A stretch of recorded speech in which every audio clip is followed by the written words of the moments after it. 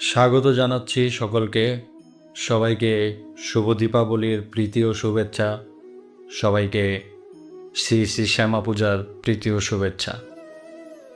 আমাদের যে অযোধ্যা রাম মন্দির, আমাদের যেই ইতিহাস, আমাদের যেই সংস্কৃতি, সেই অযোধ্যা রাম মন্দির গিনেস বুক অফ ওয়ার্ল্ড রেকর্ডে দিয়া জ্বালিয়ে, মানে যেই তেলের যে প্রদীপ আছে সেই প্রদীপ জ্বালিয়ে ওয়ার্ল্ড রেকর্ড করলো। সেখানে 26,17,215টি প্রদীপ জ্বালিয়েছে এবং তার সাথে আরও একটি রেকর্ড হলো 2128 জন, মানে 2128 জন পণ্ডিতজি দিয়ে আমাদের যেই অযোধ্যা রাম মন্দিরের ঘাট রয়েছে সেই ঘাটে কিন্তু আরতি হয়েছে। তো এই দুইটি রেকর্ড কিন্তু বিরল, মানে অনেক বড় রেকর্ড তৈরি করলো আমাদের এই অযোধ্যা রাম মন্দির। আমি ধন্যবাদ জানাবো সেখানকার যে মুখ্যমন্ত্রী রয়েছেন আমাদের যোগী আদিত্যনাথজি। সে কিন্তু আমাদের এই হিন্দু ধর্মের জন্য অনেক কাজ করছে।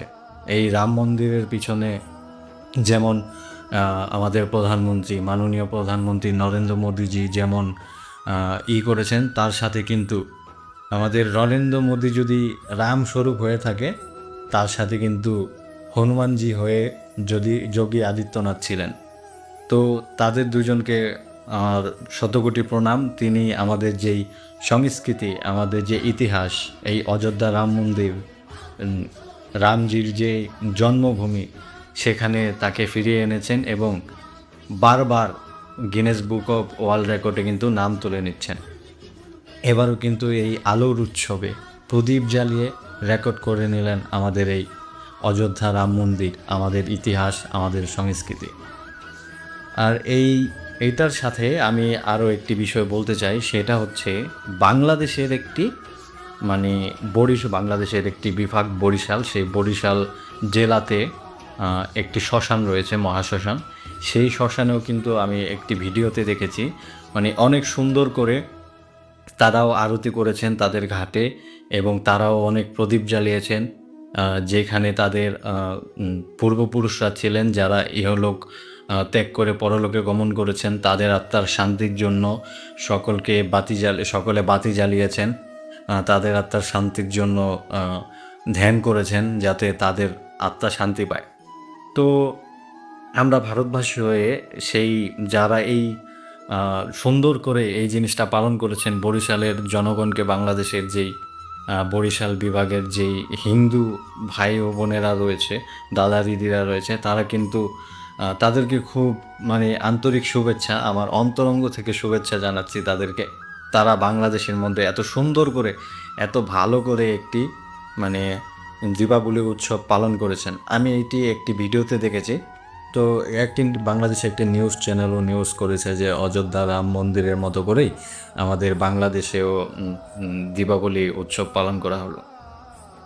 আমরা চাই তারা আরও এগিয়ে যাক, তারা আরও বড় করে অনুষ্ঠান করুক, কারণ বাংলাদেশের হিন্দুদের উপরে যেই অত্যাচার হয় মাঝে মাঝে, তো এইগুলি দিয়ে আমরা চাই যে হিন্দুরা যে জেগে আছে, এখনও ঘুমিয়ে যায়নি, সেইটা দেখিয়ে দিতে। আপনারা বেশি বেশি করে নিজের ধর্মকে প্রচার করুন বাংলাদেশে, কারণ বাংলাদেশে কিন্তু এখন, মানে হিন্দু ধর্ম আমি মনে করি প্রায় বিলুপ্তির পথে। যদিও অনেক বড় বড় কিছু ইস্কন মন্দির রয়েছে, সেখানেই তারা চেষ্টা করছে হিন্দু ধর্মটাকে ছড়ানোর জন্য, অনেক সেবা সংঘ রয়েছে সেখানে। এমনকি একটি গুরুত্বপূর্ণ ধাম, সেই চন্দ্রনাথ ধামও কিন্তু বাংলাদেশে রয়েছে। তো এই ভিডিওর মধ্যে আমি সকলকে বলবো যে বাংলাদেশের যারা হিন্দুরা রয়েছেন, তারা নিজের ধর্ম খুব আনন্দের সাথে, খুব ভালোভাবে পালন করুন।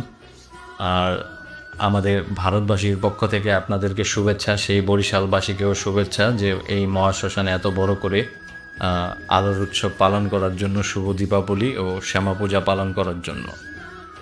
আর আমাদের যে অযোধ্যা রাম মন্দির রয়েছে, সেটা তো আমি বললামই, আমরা কিন্তু আরও একবার গিনেস বুক অফ ওয়ার্ল্ড রেকর্ডে নাম করে নিয়েছি আমাদের আলোর উৎসবে।